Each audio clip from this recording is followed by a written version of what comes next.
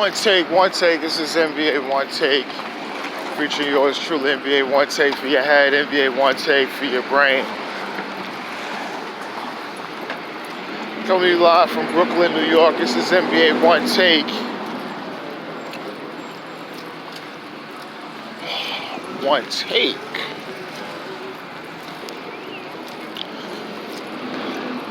It's election day, and hope people, go out and vote. No matter how you feel about certain things, it's always important to vote. If you feel, want things to get better in certain aspects of your community, your country, your state, your section within the state.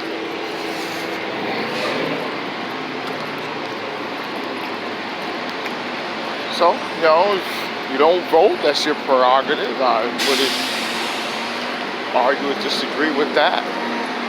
But to me, it's always important to vote.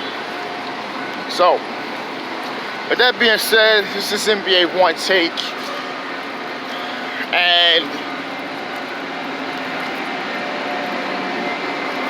two games that I gotta get to. Two games that I caught last night. November 5th, 2019.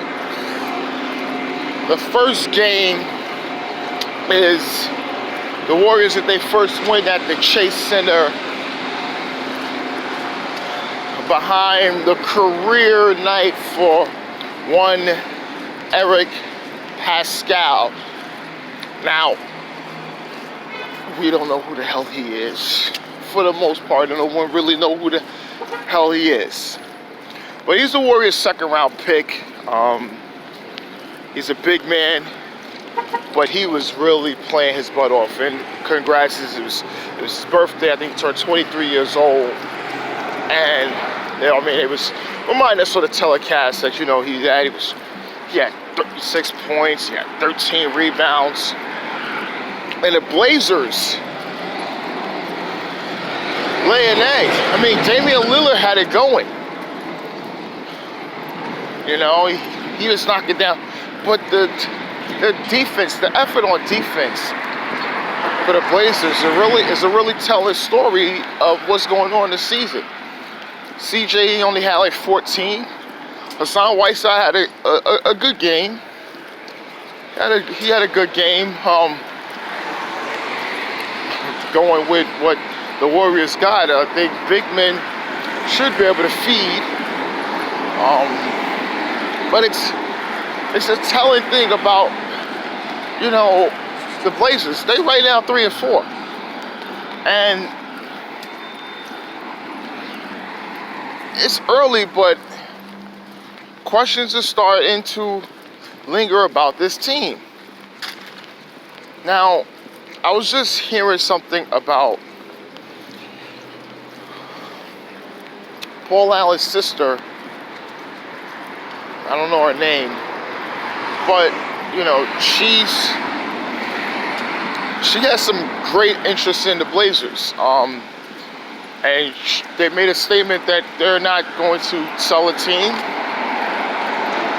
because people was fielding offers about Portland and the team, and could be a possible relocation to Vegas. Yeah, no.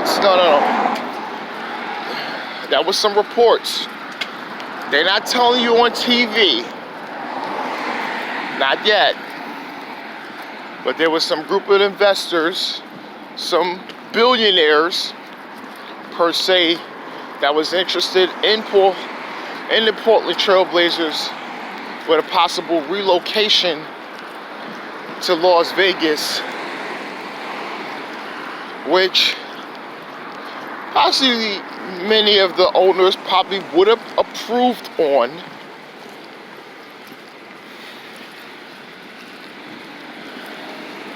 But obviously that's not going to happen because now she is the governing body and well, CEO and owner of the Blazers, as well as the Seattle Seahawks, my 49ers' most famed enemy. Okay, just going back to the game. The defense isn't where it needs to be. And losing to the Warriors, it's that Jordan Poole, he had something. Keith Bowman had like 19, and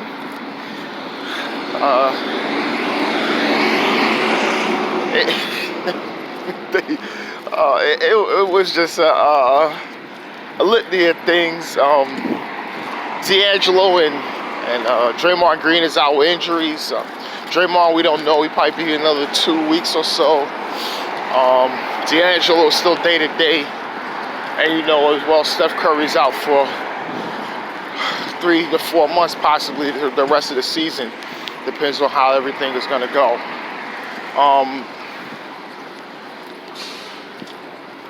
We don't know what's going on with the Blazers. There's something wrong with them. They may have to have some kind of meeting. They're losing games. And with the West being open, and I had an NBA season preview on them, I said Dame time is now, because it's true, Dame time is now. And no matter how much points he scored, this team needs to play better. But it's just still early. But we will have to really look at the Blazers as the season goes on. The next game is going to be the Phoenix Suns